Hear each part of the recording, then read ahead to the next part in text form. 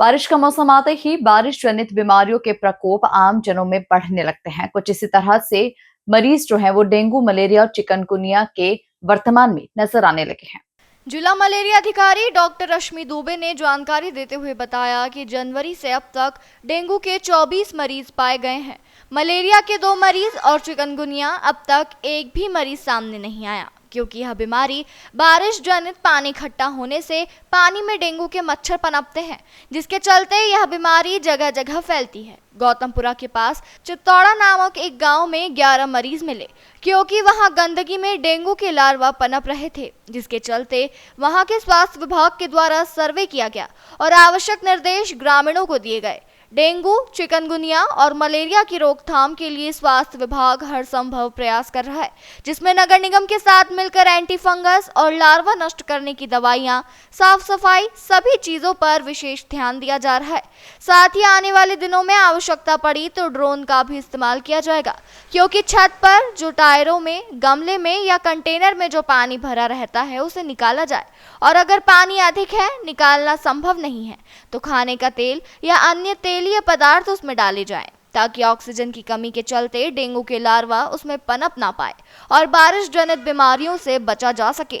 मैं जानना चाहेंगे कि इन दिनों चूँकि बारिश जनित बीमारियों का प्रकोप ज़्यादा रहता है, ऐसे में मलेरिया, चिकनगुनिया और डेंगू के कितने मरीज हमारे शहर या हमारे ज़िले में मौजूद हैं और उनकी रोकथाम के लिए क्या किया जा रहा है?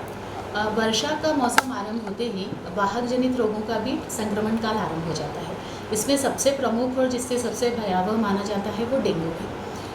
अभी वर्तमान स्थिति में हमारे पूरे ज़िले में जनवरी से जुलाई आज के दिनांक तक कुल 24 डेंगू के मरीज आइडेंटिफाई हुए हैं। सभी मरीज उपचार के बाद पूरी तरह से स्वस्थ हैं और कोई भी मृत्यु का समाचार कहीं से नहीं है। इसमें सर्वाधिक 11 मरीज चित्तौड़ा ग्राम के हैं, जो गौतमपुरा के नज़दीक एक छोटा सा गांव है, और वहां पर विभाग द्वारा पूरी तरह से सभी तरह की प्रतिबंधात्मक गतिविधियां संचालित कर ली गई हैं। उसी तरह से शहरी क्षेत्रों में भी कई ऐसे इलाके हैं, जैसे विजयनगर इलाके जहां पर 2 से अधिक केसेस मिले, महालक्ष्मी नगर का भी एक केस है, नवलखा इलाके मेडिकल कॉलेज में भी 2 केसेस हमको मिले हैं। तो कुछ ऐसे पाउचेस हैं जहां पर अलग अलग क्षेत्रों में डेंगू के मरीज मिले। उन सभी मरीजों की पूर्णतः स्क्रीनिंग कर दी गई, कुछ आईपीडी में, कुछ ओपीडी में उपचार करके पूरी तरह से सभी स्वस्थ हैं। मलेरिया के अभी वर्तमान में 2 केसेस हैं और एक मरीज और सस्पेक्टेड है, जिसकी स्लाइड हमने बनवाई है। संभावना है कि शायद वो भी कंफर्म केसेस में आ जाएगा। तो मलेरिया के उन मरीजों को भी पूर्ण उपचार उपलब्ध करा दिया गया है। चिकनगुनिया का कोई भी मरीज आज दिनांक तक यहाँ पर नहीं पाया गया। विभाग द्वारा निरंतर नियमित रूप से लार्वा सर्वे, फीवर सर्वे की गतिविधि की जा रही है। बहुत शीघ्र ही नगर निगम के साथ भी हमारी एक संयुक्त बैठक हम आयोजित करने वाले हैं।